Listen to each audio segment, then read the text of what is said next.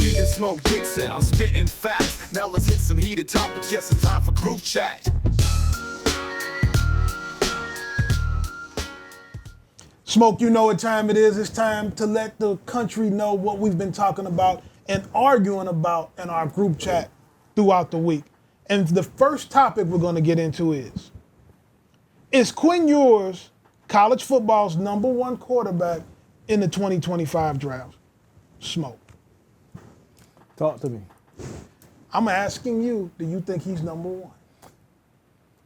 I wouldn't say he's #1 right now, because one of the hardest things to do is put in order right now and say he's one, this guy's two, but he's in the conversation of being a top 5 pick. And here goes a couple of reasons why, Carl. When you look at him in his ability to win and lead, elite ability. You seen him come in last year, run that team, take over that team, and you see that team going ahead and just getting behind him and following behind him and just going with what he's doing well. He's doing a bang-up job of playing winning football, setting the tone for that team, and having the right direction, and those guys are coming with him.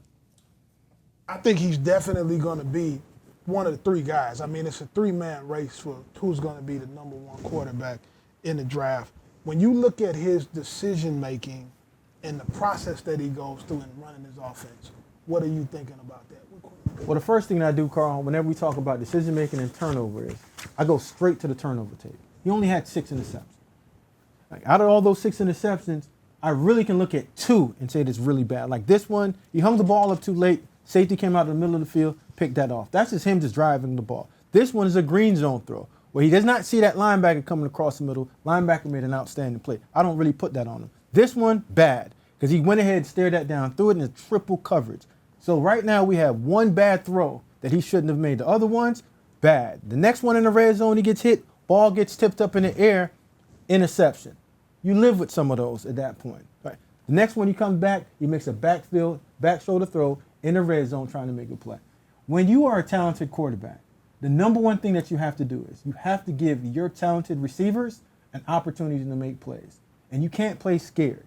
You can make cautionary throws, but understand those throws sometimes going to be an inch away from being intercepted, but also an inch away from making a great play. So you got to live with the good and the bad. But his decision-making, outstanding with me, and I don't have a problem with him. He understands we over me, and the football is the most important commodity in this building, and he does a pretty good job of taking care of it. 6 interceptions, I'm living with that, and I'm okay. And those interceptions did not come in critical moments in terms of the 3rd quarter or 4th quarter or overtime. All those interceptions were 2nd quarter, 1st quarter, 2 in the red zone. But 2 of those interceptions, I'm okay, and I'll live with those. When you break down his physical traits, how do you compare him with everybody else?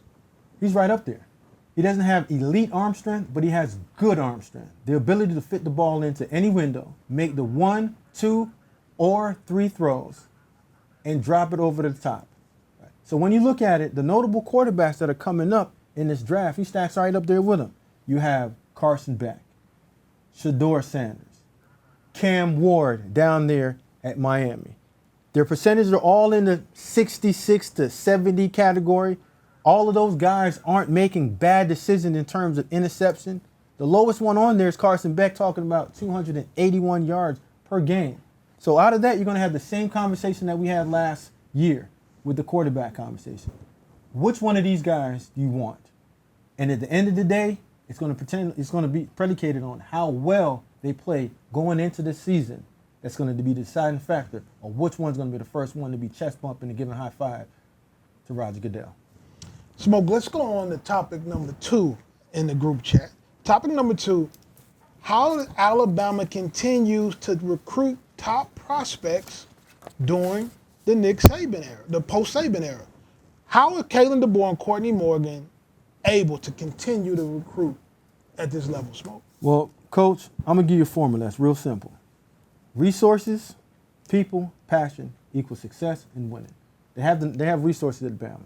They got the right coach and the right general manager, and they have passionate people behind it. A lot of those people did not leave the building in Alabama, so you know what they're doing. They want to always finish in that #1 recruiting class, and they're doing that. They got that pipeline from Cali coming in. You see all those recruits. They following Courtney. Courtney got that tapped in. He was on our show, and he said, what? I'm doing a good job of hiring people within the region. I want the best one out of North Carolina. in terms of guys that can recruit. Georgia, Louisiana, Texas. I just want to insulate myself with guys that understand the recruiting field and the recruiting grounds in the SEC and in the South. And then you structure their personnel department. He's done a good job of keeping everyone there in the boat. The DPP's there. Director of recruiting is there. Director of strategy is there. Ashley Kimmel is still there. They're doing a good job of just keeping it the same, but adding new pressure, new flair, a new zest, new spirit, new life in that building. And that's how they finished #1. And they kept two of their best recruiters, Robert Gillespie and my man, Freddie Roach.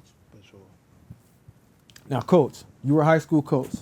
What did you say to players to improve their rankings as they went through?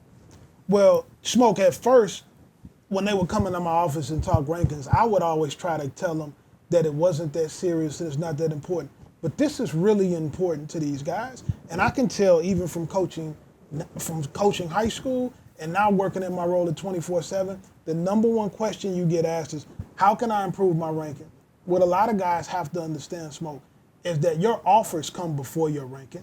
You have to first really commit yourself to developing good habits as a football player. You need to become the best football player you can be. And that's going to start to get you recruited by the premier schools based on size, based on length, and based off what you put on tape and your character components. And when you start doing that and getting the offers coming in, that's when people start to rank you and put those stars next to your name. A lot of guys think, well, if you give me a star, that's going to make Kalen DeBoer and Courtney Morgan recruit me. And Smoke, you know that it doesn't work like that.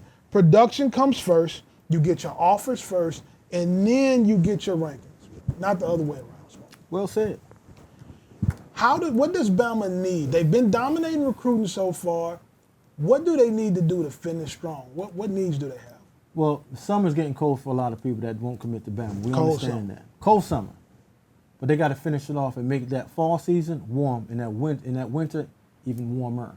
And that means closing out on some of these guys. They got to make sure that they finish up and get one of their top recruits in the area at Parker High School that might be decommitting from the other school that he's at. So you have to win at home, go flip somebody from one of those schools to solidify yourself as the #1 class. Then you have to have success. You can't talk about signing if you're not winning games during the season. Win games, finish, flip, retain. Make sure that transfer portal doesn't look bad, because if guys start jumping out of the boat, you're not going to have a lot of people coming in. And at the end of the day, the only 3 letters that's in the dictionary, RTR. We understand what that means.